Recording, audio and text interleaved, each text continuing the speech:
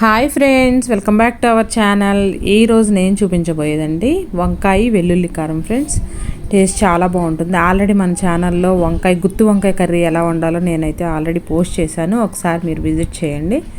So ఈ వంకాయ వెల్లుల్లి కారం కాంబినేషన్ అనేది చాలా బాగుంటుందండి. అందరూ ఇష్టంగా తింటారు. అసలు వెల్లుల్లి కారం మనం దేని కాంబినేషన్లో వేసినా కూడా టేస్ట్ అనేది బాగుంటుంది కదా. ఎస్పెషల్లీ మనం వంకాయలో వేసుకుంటే టేస్ట్ అనేది ఇంకొంచెం బాగుంటుంది అనమాట. సో ప్రాసెస్ అయితే చూసేయండి, చాలా ఈజీ ప్రాసెస్లో ఉంటుందండి. మనం ఇది పప్పు కానీ చేసుకున్నప్పుడు సైడ్ డిష్ లాగా తింటే చాలా బాగుంటుంది.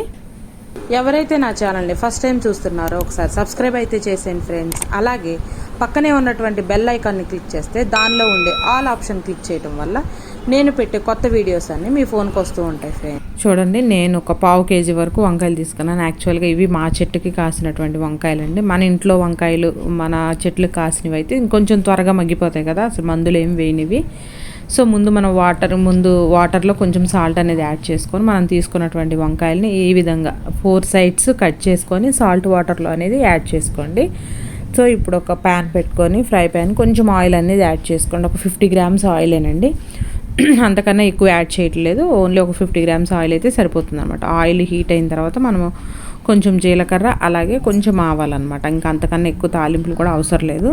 కొంచెం తాలింపులు అనేవి కొంచెం ఫ్రై అవ్వనివ్వాలి. ఫ్రై అయిన తర్వాత దీనిలో కొంచెం కరివేపాకు కూడా యాడ్ చేసుకొని కరివేపాకు కూడా ఫ్రై అయిన తర్వాత దీనిలో ఇప్పుడు నేను మెంతికూర యాడ్ చేస్తున్నాను ఫ్రెండ్స్. డైరెక్ట్గా మనం పిల్లలకి పెడితే వాళ్ళు మెంతికూర ఇలాంటివి తినరు కాబట్టి ఈ మెంతికూరను కూడా ఇలా చిన్న చిన్న పీసెస్గా కట్ చేసి వేసుకున్నారనుకోండి, మనకు ఆకుకూర అనేది త్వరగా మగ్గిపోతుంది. కాబట్టి ఇంకోటి ఏంటంటే మనకి వంకాయ కాంబినేషన్లో మెంతికూర వేసుకున్నా కూడా చాలా బాగుంటుంది.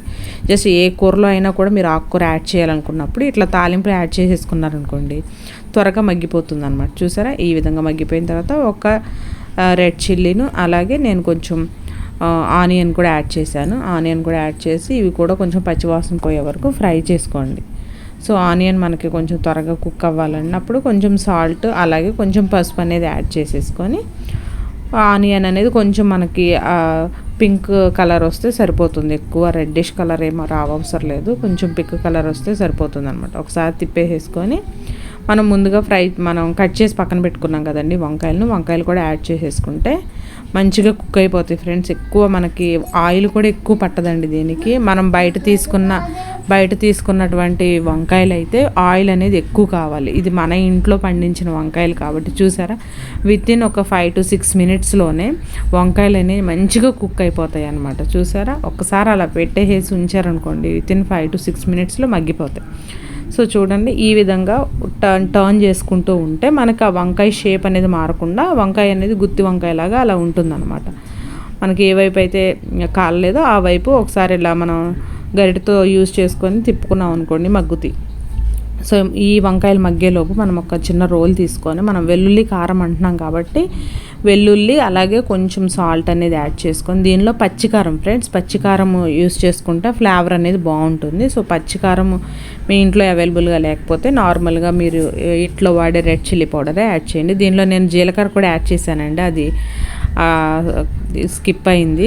సో జీలకర్ర కూడా కొంచెం యాడ్ చేసుకొని ఈ విధంగా కొంచెం మరీ మెత్తగా కాకుండా ఈ విధంగా కొంచెం మనం రోట్లోనే దంచుకోండి, అప్పుడు బాగుంటుంది అనమాట. సో చూసారా, మనకు ఒక 85% వరకు ఈ వంకాయలు అనేవి మగ్గిపోయినాయి అనమాట. అవి కొంచెం సైడ్కి తీసుకొని మరి మనం వెల్లుల్లి అనేది వేసుకున్నాం కదండి, వెల్లుల్లి కారము, అది కొంచెం ఫ్రై అవ్వనివ్వాలన్నమాట.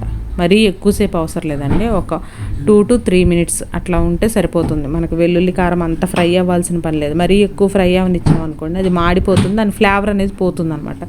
సో ఒక 2 to 3 minutes వరకు ఫ్రై చేసుకుంటే సరిపోతుంది. ఈ విధంగా చూసారా, ఎంత బాగుంటుందో ఫ్రెండ్స్, అసలు స్మెల్ ఎంత మంచి స్మెల్ వస్తుందో ఫ్రెండ్స్. ఒకసారి ట్రై చేయండి, పప్పుచారు కానీ సాంబార్ కానీ అలాగే పప్పు కానీ వేసుకుని మనం ఈ సైడ్ డిష్ లాగా పెట్టుకుంటే టేస్ట్ చాలా బాగుంటుందండి. అసలు వంకాయలో మనకి ఏ కాంబినేషన్ అయినా బాగుంటుంది. దానికి తగ్గట్టు మనం వెల్లుల్లి కారం కూడా యాడ్ చేసాం కాబట్టి టేస్ట్ అనేది ఇంకొంచెం బాగుంటుంది అనమాట. సో ఒకసారి ఈ ప్రాసెస్లో అయితే వెల్లుల్లి కారము అలాగే వంకాయ కాంబినేషన్లో ఒకసారి చేసి చూడండి, మీకు కూడా తప్పగా నచ్చుతుంది. సో ఇంకెందుకు లేట్, మీరు కూడా ఒకసారి ట్రై చేయండి. మీకు ఎలా కుదిరిందో నాకైతే కామెంట్ చేయటం మర్చిపోకండి ఫ్రెండ్స్. Thanks for watching.